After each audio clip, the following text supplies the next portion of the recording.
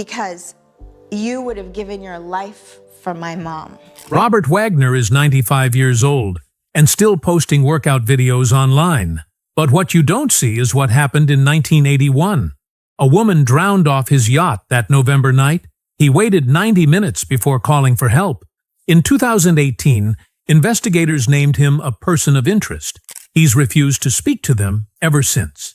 Today, he lives in Aspen with his wife, who just happened to be the victim's closest friend. The marriage started just 2 months after the funeral. And the most shocking part? This story gets darker the deeper you go. Robert John Wagner Jr. came into the world on February 10, 1930, in Detroit. It was the middle of the Great Depression, but his family wasn't struggling the way most were. His father, born in 1890 in Kalamazoo, had already fought through hard times. He'd left home at 10 after suffering abuse, selling newspapers to survive. By the time Robert was born, they were living in a grand house on Fairway Drive, built in 1934 beside a golf course. His mother, Thelma Hazel Alvera, had worked as a telephone operator. Her parents were Norwegian immigrants who married back in 1887. Since his father went by Bob, the boy got the nickname RJ, and it stuck through everything that followed. In 1937, when RJ was just 7, the family left behind their Detroit estate and moved to Bel Air, California. His father had landed better work, and the new neighborhood placed them close to golf courses and Hollywood studios. Wagner ended up attending the Black Fox Military Institute, a school founded by men who'd seen the trenches of World War I. It sat right next to Wilshire Country Club, and its location meant Wagner was surrounded by the children of movie stars. Even then, his world was orbiting close to the film industry, and that made a quiet impression on him. Not long after, around 1942, RJ got sick. Rheumatic fever hit him hard, locking him away in bed for months. Back then, it was a dangerous infection that could mess up your heart permanently. The doctors warned his parents it might affect his growth, or worse. But while he lay there, RJ turned to radio shows and movie magazines. That time alone with his imagination only drew him deeper into the world he'd been skirting around for years. It might have been a cruel twist of fate, but it also gave him focus. And he made it through, stronger than anyone expected. When he was about 12, he started caddying at the Bel Air Country Club. It wasn't just a job, it was his front row seat to Hollywood legends. Clark Gable, Fred Astaire, Bing Crosby, they all passed by. He wasn't the best caddy, often too distracted by the stars to notice where the ball landed. They called him the Quiz Kid because he'd fire off endless questions about their movies. Gable once had to pause mid-swing while RJ asked about shifting gears in a car during a romantic scene. Even while they teased him, they couldn't help but see something in him. Years later, when he told Fred Astaire he had landed a role at Fox, Astaire just smiled and said, "Get in there and do it." At 18, in 1948, Wagner's moment finally came. A talent scout spotted him at a restaurant. Soon after, he signed with agent Henry Wilson and took a crack at the studio game.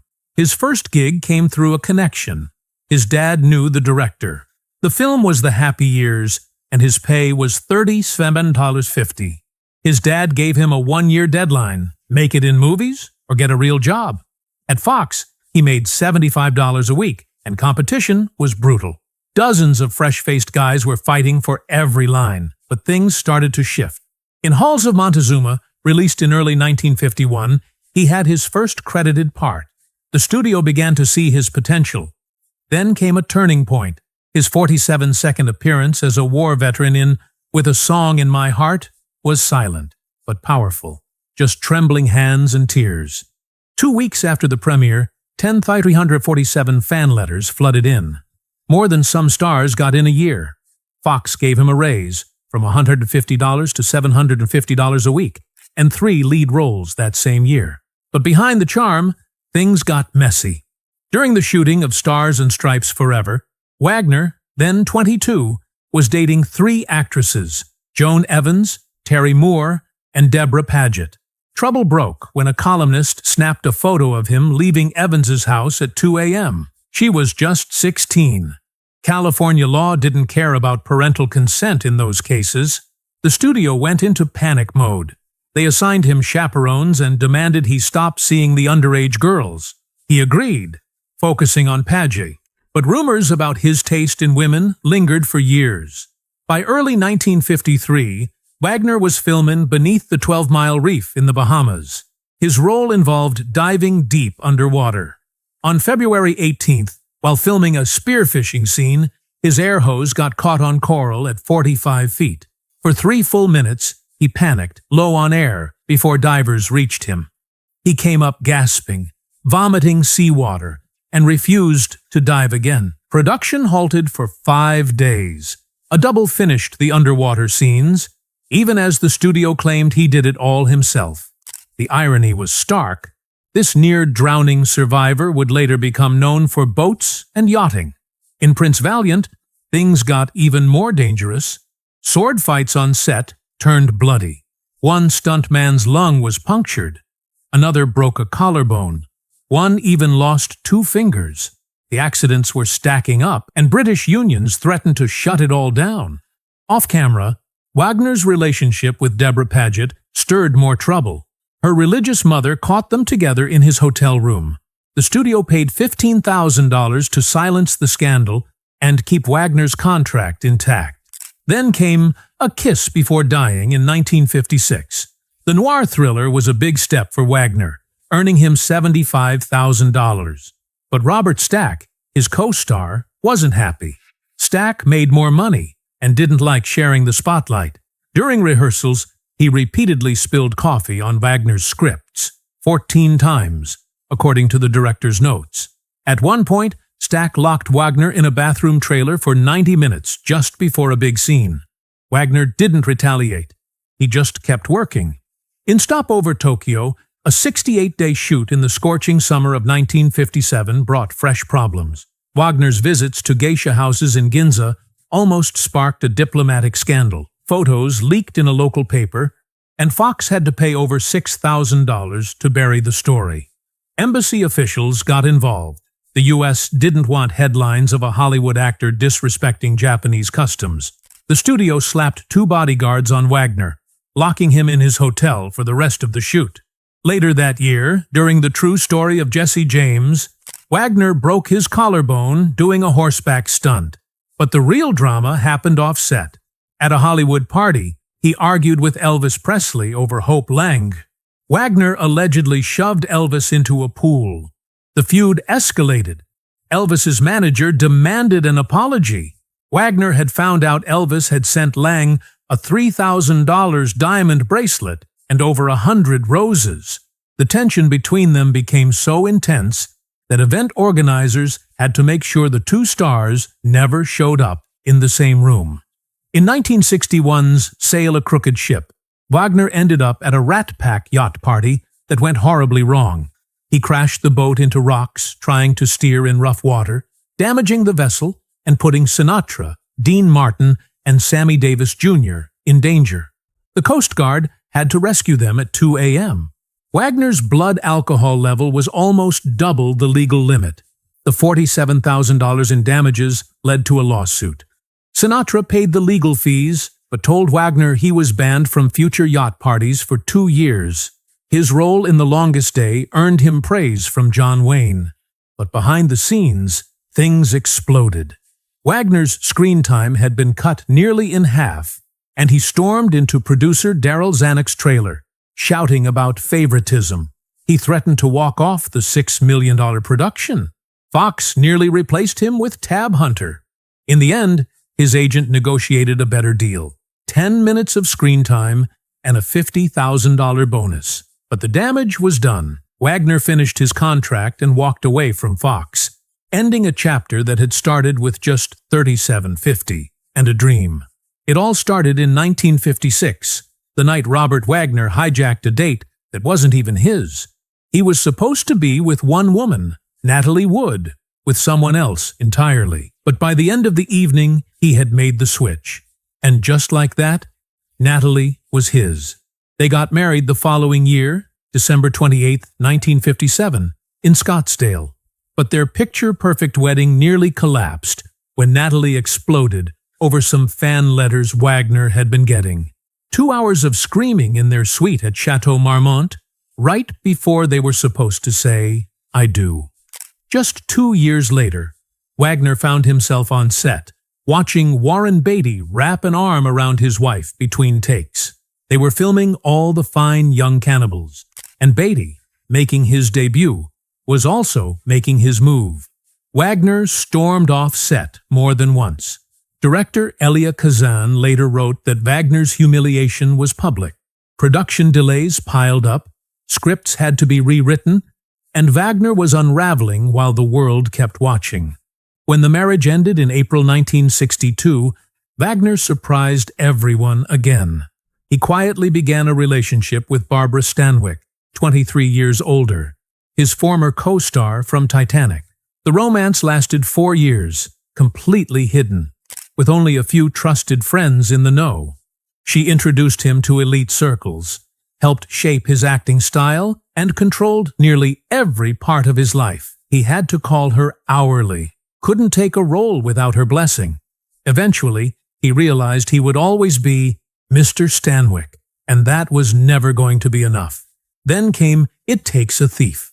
By 1968, Wagner was earning $5,000 per episode, one of TV's top salaries.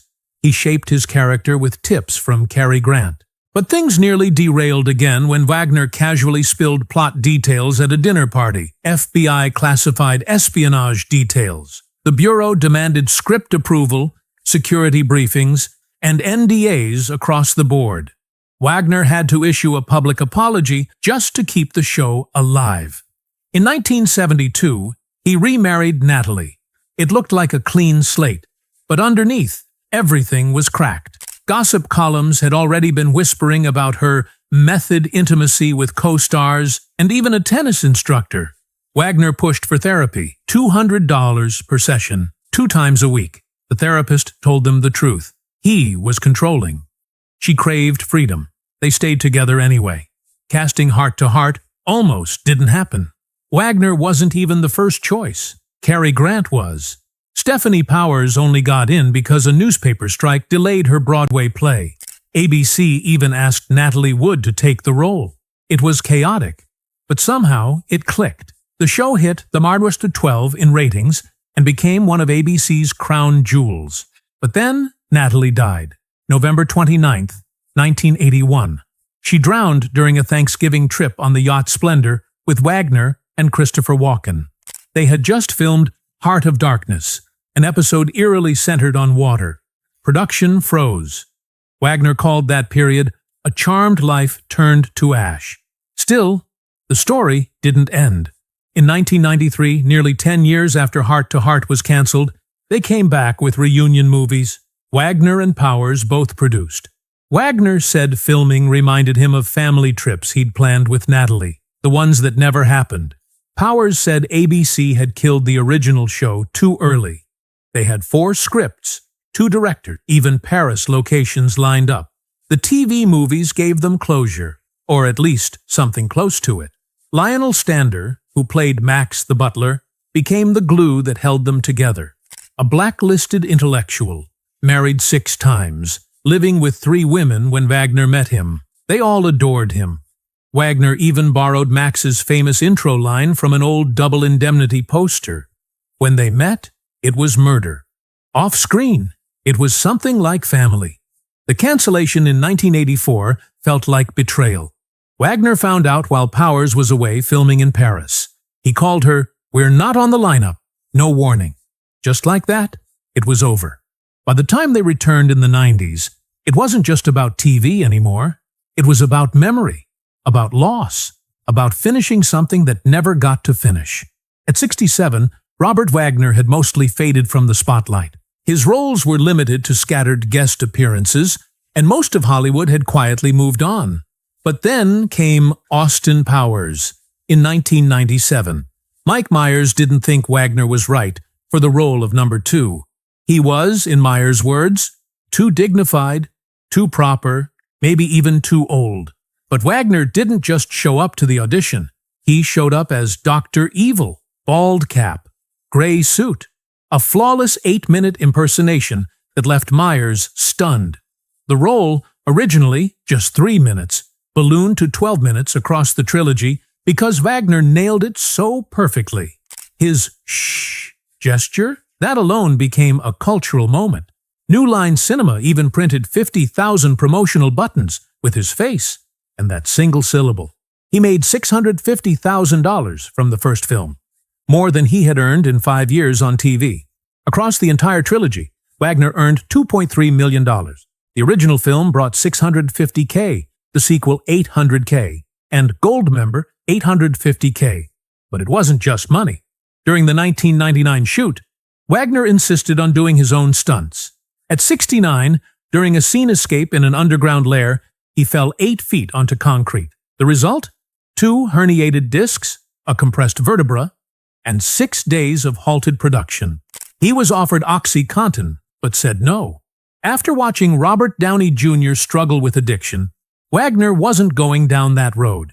Instead, he leaned on ice packs and meditation, techniques he learned from Stephanie Powers, his heart-to-heart co-star. The injury required surgery the following year, costing him $75,000 out of pocket. He never filed a claim. He feared it would ruin his chances of future roles. Then came Beyoncé. It was March 2002, and Goldmember was in production. During a boardroom scene, Beyoncé, playing Foxy Cleopatra, began improvising. The problem?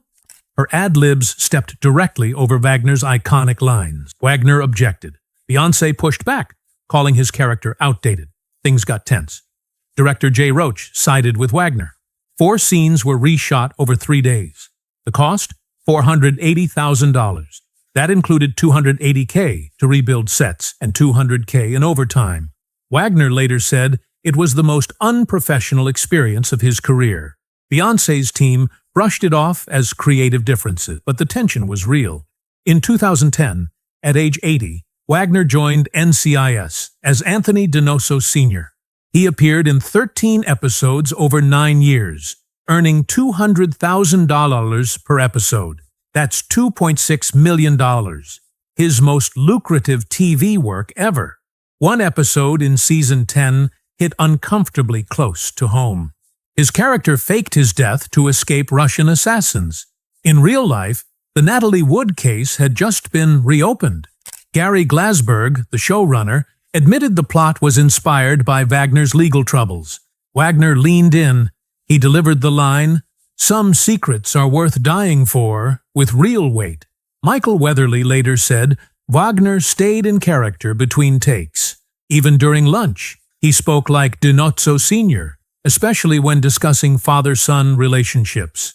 By May 2019, Wagner made his final appearance on NCIS. It was the episode titled The Arizona. In one emotionally loaded scene, Wagner broke from the script. He added the line, "I've carried unforgiven pasts that haunt every breath I take." The line wasn't in the script. It came from him, from decades of personal regret. The crew went quiet. The cameras kept rolling. 4 unscripted minutes. No retakes. That line stayed in the final cut. After wrapping, Wagner sat alone in his dressing room for 20 minutes before coming out to thank everyone. It was his last scripted role, a 65-year career ending with raw, unfiltered truth. But Wagner's career had been shaped just as much by what he did off-camera. In the 1970s, he produced the CBS series Switch. It only ran 3 seasons, but its 71 episodes became gold in syndication. Wagner, who had negotiated a 50% stake through Universal, earned over $8 million from reruns. The show was loosely inspired by The Sting, a clever concept that sold well globally. Despite its short run, it became one of Wagner's smartest financial decisions. In 2008, Wagner published his memoir, Pieces of My Heart. The first printing of 150,000 copies sold out quickly. In it, he revealed an affair with Elizabeth Taylor in the 1950s. He called it a moment of weakness that nearly destroyed his marriage to Natalie Wood. The book also detailed his relationships with stars like Barbara Stanwyck and Joan Crawford. He described Crawford as both terrifying and magnetic. Readers devoured his behind-the-scenes Hollywood stories, not the glamorous red carpet versions, but the messy, human ones. His second book, You Must Remember This, came out in 2014. It peeled back the curtain on old Hollywood's darkest corners. Wagner described organized crime's grip on the industry, including Frank Sinatra's alleged meetings with underworld fixers at the Brown Derby. He spoke of men in tailored suits who made problems disappear with cash, threats, or both. He even told stories of cover-ups, drug use, affairs, financial misdeeds. He recounted Elizabeth Taylor's infamous tardiness and diva behavior at industry events, offering a candid look at how the studio system protected its biggest stars from public shame. Wagner also dipped into TV movie production. In 1994, he produced The Enemy Within for HBO, a remake of 7 Days in May. He earned an Emmy nomination, but it wasn't smooth sailing. Wagner clashed with director Jonathan Darby over modernizing the script. Things got worse when Forrest Whitaker, the film's lead, briefly walked off set over creative disagreements.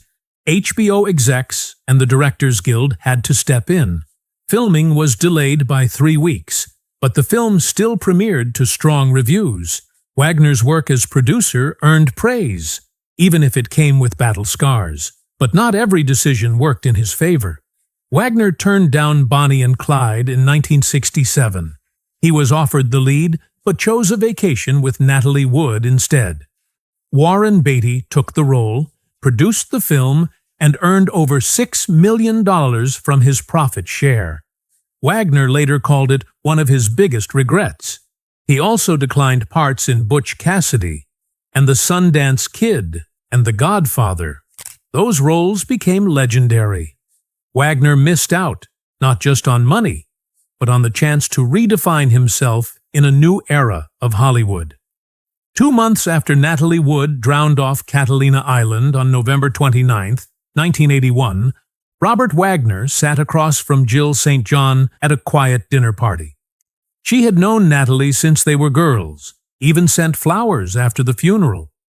But that February evening in 1982 turned into the start of something unexpected. They went on their first date on Valentine's Day, and Wagner still marks it as their anniversary. People whispered, mostly because Jill had been so close to Natalie. The two had taken ballet together, moved in the same Hollywood circles. But there, Wagner was, still grieving, raising 3 girls, filming Heart to Heart, and now falling in love. They stayed together for 8 years before marrying in April 1990, in the backyard of Wagner's Pacific Palisades home.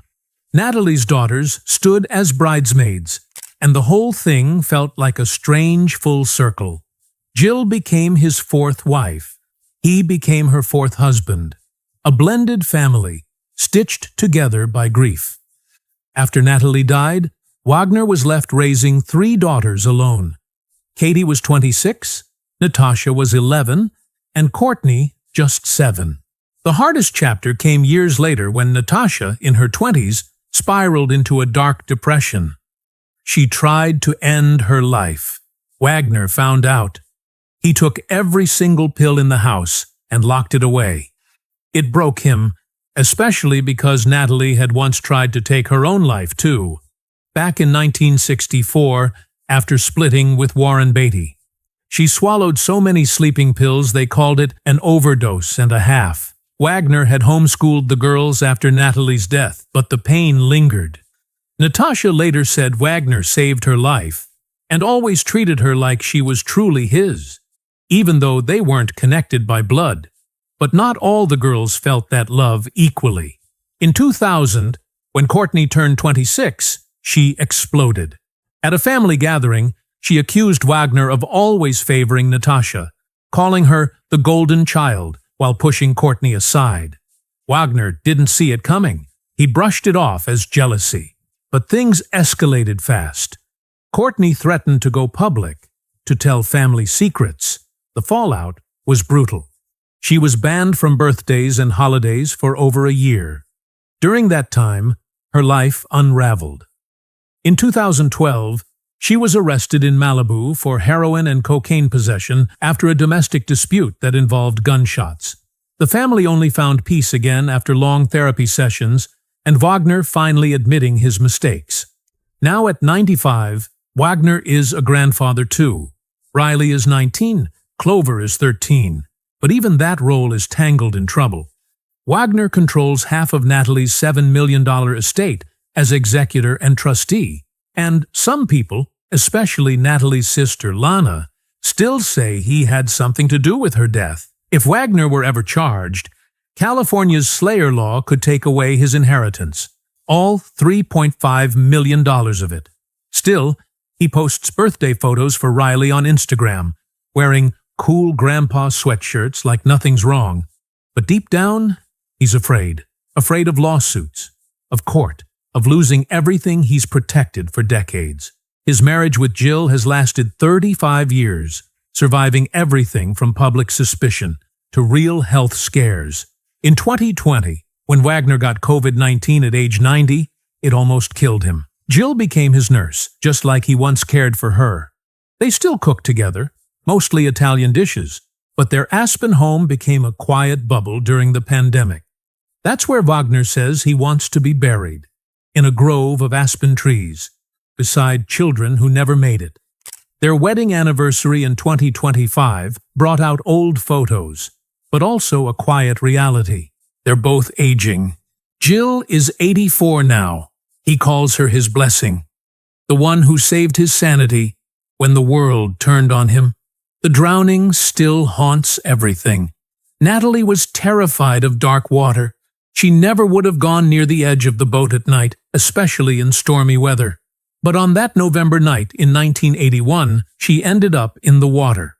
The first version said it was an accident. Then, in 2012, the coroner changed the cause from drowning to drowning and other undetermined factors. They'd found bruises on her arms, scratches on her face and neck, the kind that don't come from just falling. The captain of the yacht, Dennis Davern, later said Wagner delayed calling for help. When Natalie vanished around 11 p.m., Davern wanted to switch on the lights and call the Coast Guard. Wagner said no. They waited nearly 90 minutes before calling anyone. Davern passed a polygraph test in 2011. Investigators now say that delay may have cost Natalie her life. In 2011, the case was reopened. By 2018, Wagner was officially called a person of interest. Investigators said his story didn't add up. They believe he was the last person to see Natalie alive. And yet, Wagner has refused to speak to them. Meanwhile, more witnesses came forward, sharing new pieces of the night that changed everything. In 2020, HBO released a documentary called Natalie Wood, What Remains Behind. It was co-produced by Natasha. It showed Wagner in a softer light, trying to explain himself. But critics noticed something strange. It never mentioned Davern's most shocking claim, that Wagner held him hostage after the incident, gave him a job, a place to live, even locked him in his room, all to keep him quiet. Davern wrote about it in his book, Goodbye Natalie, Goodbye Splendor, but the film skipped that part. Now in 2025, Wagner barely speaks. He's pulled away from the world. He avoids boats completely. He once loved the ocean. Now he won't go near it. He posted a single old photo on July 4th instead of his usual video. Family sources say he has regrets, that he wishes he had looked for Natalie sooner. Investigators believe he might have started seeing Jill St. John even before the drowning, though Jill insists their romance began months later. Either way, the guilt has turned him into a shadow of who he was. Still, his Aspen estate is beautiful. It covers 7.5 acres. He and Jill moved there after selling their Brentwood home for $14 million in 2007. Wagner still rides a stationary bike for exactly 30 minutes every morning. That's his routine. He says it keeps him young. Most of his $20 million fortune comes from heart to heart. and residuals from Austin Powers. But in 2025, things got scary again. Natasha posted a video of him working out on his birthday, doing leg lifts to Sinatra's My Way. But doctors told him to stop. His heart, already weakened from childhood rheumatic fever, couldn't take it. Friends said he was turning pink, breathing heavily, switching between machines like a man half his age. He just smiled and said, "It's going pretty good." On Instagram, he still acts cheerful, posts old photos, celebrates his acting milestones, honors Natalie on their would-be anniversary. But people close to him say he's lonely, that Jill is the only person keeping him grounded, that the case, the rumors, the guilt, they've all worn him down. In quiet moments, Wagner has talked about his career regrets. The biggest? Turning down The Godfather. He didn't want to be typecast in crime films. He also skipped The Graduate, Butch Cassidy, even Rebel Without a Cause. He said no to roles that could have changed everything. Now, at 95, he questions those choices, says life is full of missed turns. But he's not done. He wants to write one more book, a sequel to Pieces of My Heart, and you must remember this. He says this one will be about growing old with grace. He still shares his favorite lines, like how life is made of pieces of your heart, or how dogs teach you love better than most people. He tells fans not to dwell on what-ifs, only what is. His story, though filled with fame and fortune, is also